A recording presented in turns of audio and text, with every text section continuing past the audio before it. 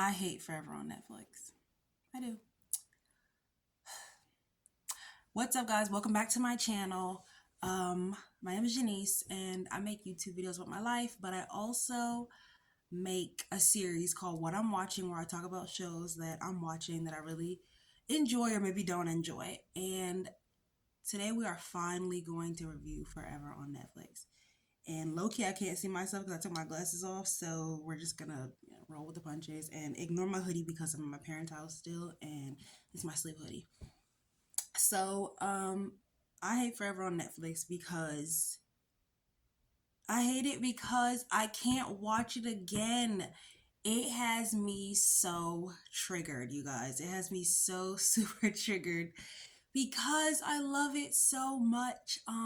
I felt like I was watching my own life play out on screen, and it was really surreal and it was really emotional and it was really triggering, and I loved it, and I was smiling from ear to ear the second that it came on screen. And everyone's house that I went to after that, I just was like, oh, can I see your remote? Like, I would be at like graduation parties, Mother's Day cookouts, people's house, just hanging out and be like, hold on, let me put Forever on Netflix on your TV screen. So let's get into it. So Forever on Netflix. Forever, the show Forever is a Netflix series that is based on the Judy Blume novel of the same title, Forever. So I grew up reading Judy Blume, or at least thinking I was reading Judy Blume. I was a huge bookworm growing up, but the only Judy Blume books that I've actually read are like I've only read, I've only read like Tales of a Fourth Grade Nothing, um Super Fudge, and I think like Devil Fudge. I read those. Like my teachers used to read those to us in class. So I did not grow up like a super Judy Blume book fan, but I'm so grateful that they adapted this one of her novels to a TV show. When I first heard about this, I just like somebody was talking about it on Twitter, and I just assumed that like Judy Blume wrote a coming of age story for a black couple. Like I thought it was relatively a newer book, maybe one of her 2000s releases, 2004 or something, but come to find out it's actually based off her 1975 coming of age novel. So this show was adapted on Netflix by Mara Brock Akil, which many of you may know as the creator of Girlfriends, a former writer on Moesha, which I just ended up seeing a clip on Instagram and was like, let me go watch Moesha. So I watched a whole episode, and it brought me all the way back because Moesha was my show. Low to that, eat to that. But so this book was based off of her, and I went back, I didn't read Forever, but I went back and read like the synopsis of what happened. So there's definitely some parts that they have changed, some parts they've updated, and some parts they've kept the same, like the inclusion of Ralph. So oh my gosh, you guys. So this show was just amazing to me. Like I loved the cast. I absolutely loved the cast. I love Lovey Simone. She's been I've loved her since Greenleaf. Like Zora's my favorite. I know she's been putting us through hell for a long time if you've not noticed it. But Lovey has been putting us through hell for a long time. But we adore her. We appreciate her. I'm very I need to go watch Selah and the Spades because I really meant to when it first came out. I don't know why I didn't. I think probably I didn't have Amazon Prime at the time. But oh yeah, so I do like to start my videos with the Bible verse. I don't know how I forgot that for a second. The verse today is from First Corinthians 14:13, and it says, and now these three remain: faith, hope, and love. But the greatest of these is love. So I absolutely loved this show, and like I said, it put me in my feelings so bad. Like the first two episodes, I was like fine. I was watching it at like Mother's Day cookout, and like people were in and out of the room. I was in and out of the room. My sister was in and out of the room. My dad got a glimpse of it. My mom got a glimpse of it. Everybody in the house, glimpsed it. And then I went home and I watched it, and I stayed up pretty late. I think I got to episode 4, and then in the morning I think I didn't have school or something. I didn't have work or something. I don't know. But I ended up watching it. No, I ended up watching it when I got off work. And Honestly, I couldn't even go to work the next day. I couldn't go to work the next day. I was literally in shambles. The show had me in shambles, you guys. And originally I thought it was gonna be a movie, but it was eight. It's an 8 episode series, and like I cannot see myself, so that's good that I can see myself. But it had me in shambles. It had me in complete shambles because I had my own Justin. I had my own Justin Edwards in my life when I was young after meeting a Christian type esque character in my life that when Keisha says like she loves being with Justin because she never has to second guess like how he feels about her or where he stands with him, and it's really nice to just just like somebody and know that they like you too. That was my favorite part of my relationship with my own Justin, because when I was with my Christian, I felt like I had to second guess where I belonged or how he felt or how things were going to be that day. Like it was never any consistency. It was all over the place. And it was all over the place, and I felt like I had to prove myself and prove my worth and prove my feelings. And Keisha was saying like I I felt like I just wanted to show you how much I like you. I just felt like I always had to do that. I always had to prove to this person that I wanted to be with them. I liked them. I wanted to be here. Like, and it shouldn't be that way. It shouldn't be that way at all. And so I'm so grateful for Justin and Keisha's life to show her like it shouldn't be that way. It doesn't have to be that way. And I remember like being pressured and acting out of character in so many different ways that had scarred and traumatized me for so long, and watching Keisha deal with what she dealt with was like, some people find the X tape storyline to be like, why did they have to include that? Why can't we just have black love without struggle, um, without trauma, without pain? Because life has trauma, life has struggle, life has pain. And I don't think it was a struggle love situation at all. And I'm so grateful for that. And Keisha went through things, and Keisha showcased a lot of what young girls go through, a lot of young black girls go through with not having the proper sexual education and having dating etiquette to know the proper way to date young boys, and how it really is when you're young, just about getting to know somebody. And I know teenagers go through phases and they experiment and they're curious and they have all these feelings and all these hormones. And I feel like Keisha never really had that safe space to like discuss those things with her mother or her family or people who cared about her. Like her cousins seemed to be more like, go ahead, girl, get that D, girl, pop that P, girl type vibe. So she never had a real safe space to discuss those things. Her mother was working all the time. Keisha was a latchkey kid, and I thought it was really important that they showcase that storyline and they showcase what a lot of young girls, especially a lot of young black girls, go through without the proper guidance in their life, and just kind of with the culture that we live in, like sexualizing the young girls and pushing them into things that they may not be ready for. And so I really related with Keisha. I really resonated with her. She was a beautiful and complex character.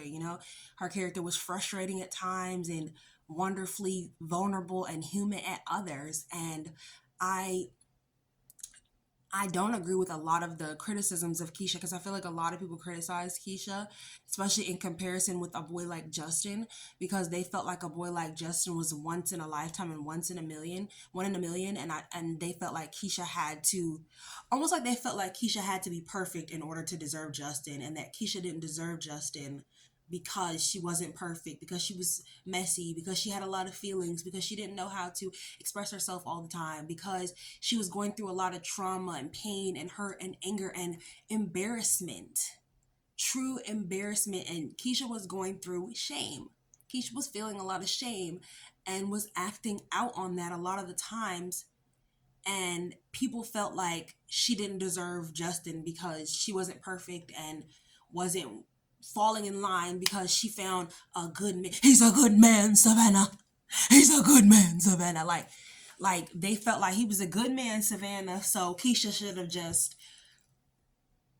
have just been grateful for Justin, and none of that should have happened. Everything should have been perfect because she had a good man, and that's not life. When I had a good man, it wasn't perfect. We both had our own issues. We both had our own struggles. We both had a lot going on, and I thought it was cool how many similarities that Justin in my own personal life had. Like, he even had a little brother. He had kind of like I wouldn't even call her a helicopter mom, but a mom kind of similar to Justin's mom in the movie, and a dad that was kind of similar to Justin's dad in the movie.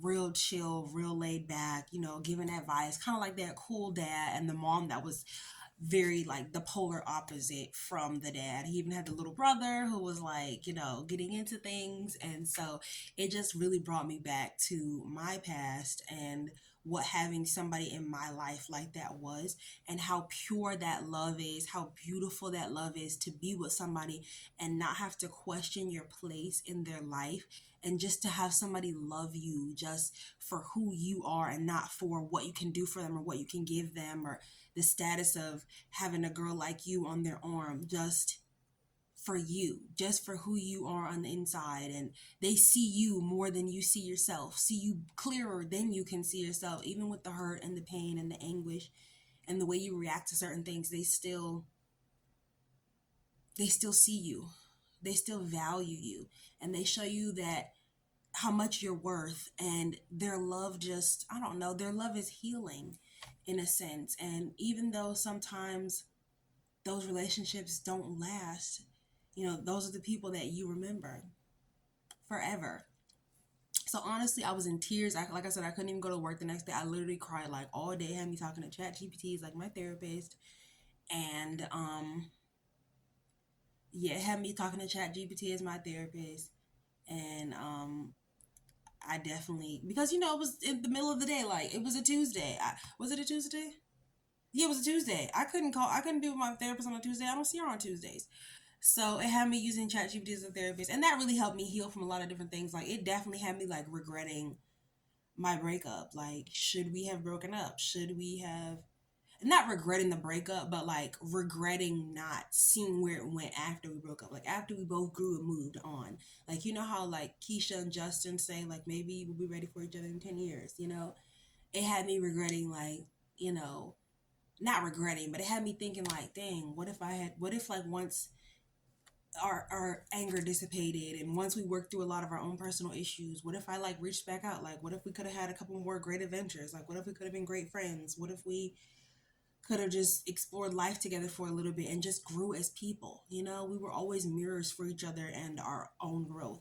It didn't have me want to get back together with him, because like I had to cry it out and like mourn and grieve the loss of what I thought that relationship would be, or where I thought it would go, or who I was in that time, and just how much that love validated me in a sense, and validated my like ability to be loved. And I had to grow from that, and I had to mourn, and I had to move on, and from that. And I feel like I had finally, after watching forever, like I feel like I finally let that little last piece go, like I finally released him. And like I said, I don't want to get back together with him, nor did I regret the relationship ending. I said I regretted, like, like not after my anger dissipated, not like us just being friends again, us just exploring life again, like us just being cool, because we were great friends with each other.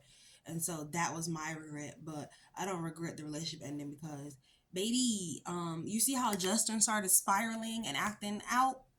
Yeah, I've been there. And honey, my Justin was this Justin was pale in comparison to my Justin. So I was like,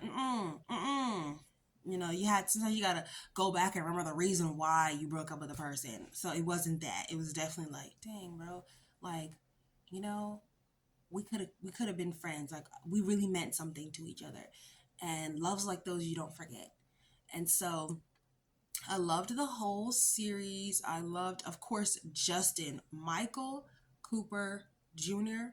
is a find. He is a complete find. Like, where did they find this boy? One, he's absolutely gorgeous. He's beautiful.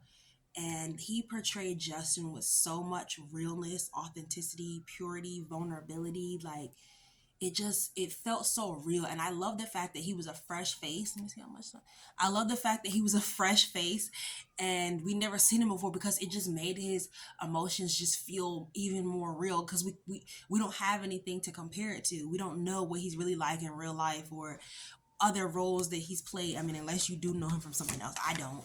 And other roles that he's played. So it just felt so real. It made his Justin feel like a real person.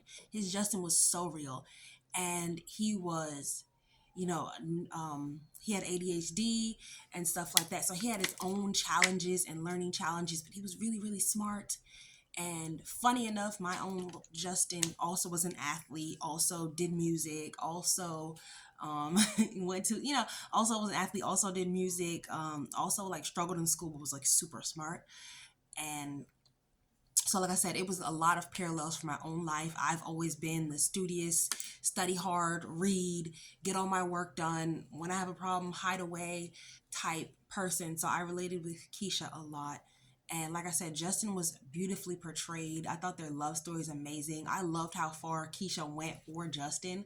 Like, she had no shame, and it was just so beautiful and so cute. Like, when she followed him through the streets and just was like walking, and I saw some people say, like, why did Keisha need a stunt double? Because who was walking that much? Like, Keisha was little.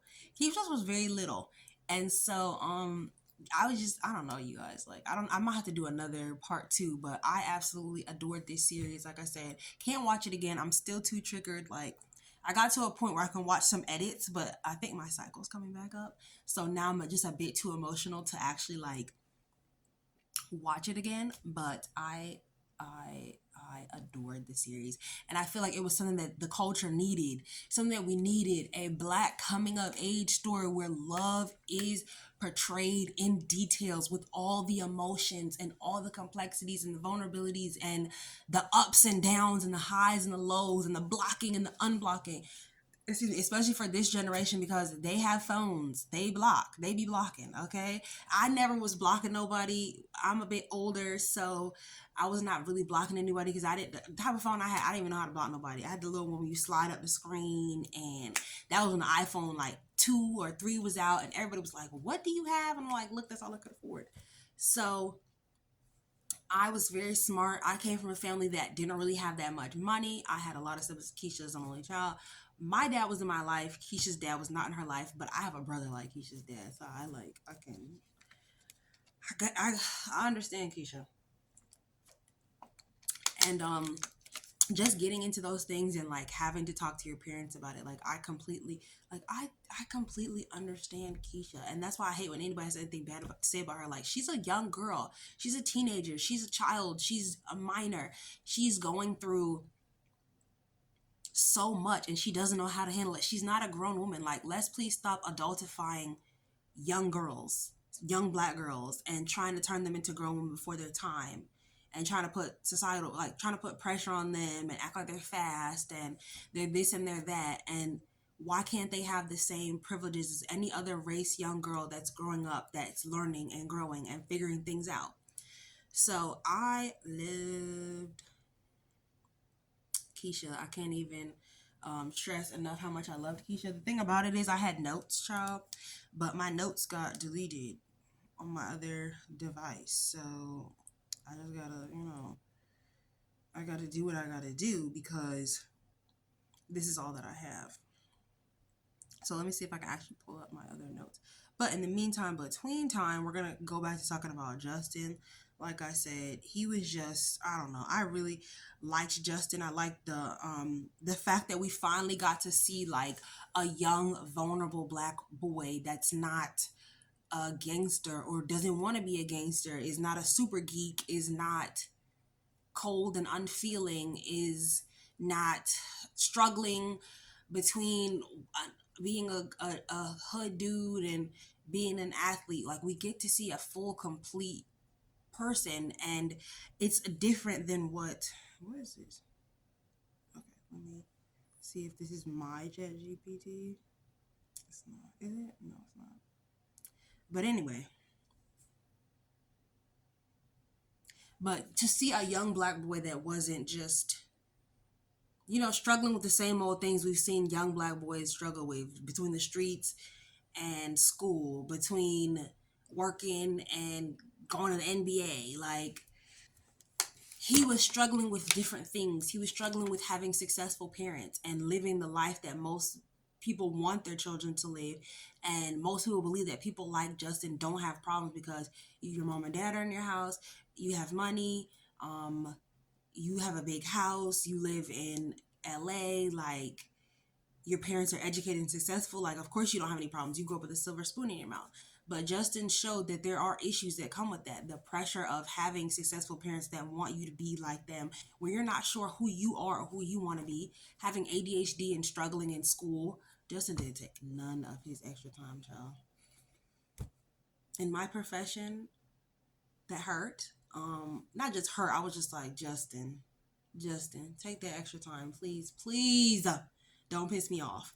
So, um, just seeing like him struggle with different things, him just be a different type of person, like even the way his hair was cut, the shoes he wore, his outfits, it was a different representation of black men and young black boys, and I really appreciate it because I feel like those type of black boys are underrepresented, and so I appreciated that. I loved that. I thought that was the best choice. I loved his sensitivity and vulnerability and the way that he supported Keisha and held her through everything that she went through. And they went through a lot. One of my favorites, I have two favorite scenes when they reunite in Martha's Vineyard, because I love that Keisha went all the way to Martha's Vineyard to go find him, because that is so 2012 Janice. And then the scene on the train, because that is so 2012 Janice. And when we go back to the scene on the train, we cannot forget the music. The music in the train, which is Gangster by Kehlani. Kehlani was popping in 2018. I love that the show goes back and starts in 2017 to 2019, before the pandemic, before the world shut down, before things became strange, before people became strange, before life as we knew it. Hold on, where's my tissue? Sorry, y'all. I know my nose running in this video again. So before life as we knew it ceased to exist, and just back to a simpler time when music was still good. Like, yes, things were changing, and like my mom, they call it mumble rap, but like, those type of rappers were coming up and becoming big, but like music was still good. Music was still good, and I love the choices they used. I've read that, not I read, I heard on Twitter that all of the artists that they used were black. I love the soundtrack. I'm so sorry, y'all. I loved this. I loved the soundtrack. Let me get up here. Let me bring this man in. Let me bring this man in. My niece used to say that. I think that was so funny because she was like 8. I don't even know what the heck she was. I think she was like bringing her brother into her videos that she was secretly recording on my laptop. Let me bring this man in. Let me bring this man in.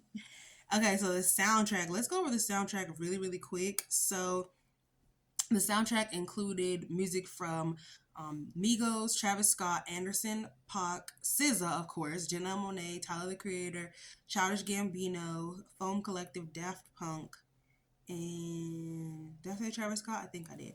But I thought the music choices were really good. They fit all the scenes. It really took us all back to that time. Music has the ability to just transport us back to the time and place that we were when we first heard it, and just bring us back to the memories that are connected to that song. Like, whatever was going on, whatever situation was related to that song in our life that made us play it 50,000 times over and over again, like, brings us just right back to that moment. And the music was really good.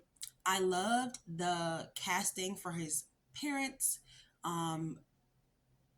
Wood Harris, I would have never thought Wood Harris, the OG gangster, would ever have been cast as a TV dad and be so good at it. Of course he's so good at it, but he's so good at everything. But just because that's just not the role that I'm used to seeing Wood Harris in.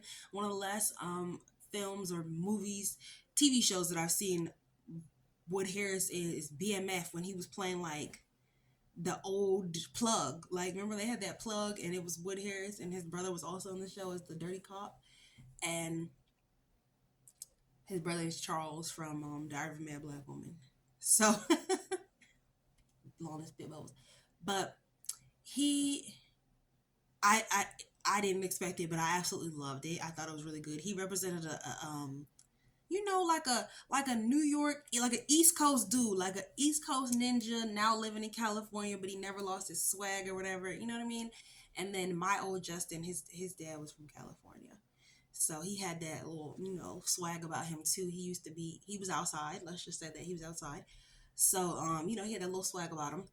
And then the mom, I loved Karen Pittman as the mom. My favorite scene was her. I don't want to do it, but like my favorite scene is when they were at the vineyard and she was like, eh, eh, because she was getting down. I liked her. I really liked her as a mom. She did really well as like the helicopter mother to Justin, but also I loved the way that she handled his feelings during the breakup. I love everything about it. Like the Martha's Vineyard parts were my parts because I was like, oh my gosh, will Keisha make it? Will Keisha see Justin? Will Keisha see Justin? I thought for sure she was gonna have to go home and wouldn't see him. I'm so glad that she did. And then Martha's Vineyard. People were saying in part two that Shannon needs a bigger role. Somebody on Twitter said, what did Shannon do other than be light skinned and hormonal? Light skinned and hormonal. And I'm just like, she told him to listen to the voicemails. I love the voicemails. I love the voicemails because that's something I would do. Like Keisha is so me. Like she's so smart and talented and also like really sweet too. She's really, really sweet. And I'm so glad that that part of her, that portion of her was explored because that's another portion of young black girls that you don't get to see. You get to see the attitude and the anger, but you don't get to see the sweetness and the vulnerability and the thoughtfulness and them making mistakes and going to school and how sometimes we as black women throw ourselves into education and success and accomplishments to make up for the fact that we feel hurt and we feel sad and we feel lonely and we feel like we're not good enough at times and like we need to work hard to fill this void within us of pain that we're not able to showcase. And it's like we turn all our pain into progress. And when do we ever just get a chance to sit in our pain and just cry and just be and be held and be loved and be cared for and to be accepted, not just in spite of, but because of who we are. And so seeing that representation of Keisha was immaculate, was amazing. I have no words. Like I know I keep using the same words over and over again, but like 10 out of 10 would recommend. And then we're going to get to, of course, Keisha's mom. Because Keisha's mom had the reaction that I think a young mom who sacrificed a lot would have. She was angry and she was thinking about herself, but she wasn't thinking about her daughter. And I'm glad that they worked it out and they reconciled it. I don't have too much to say on Keisha's mom. I like her. I didn't know that was Zosha Rockmore.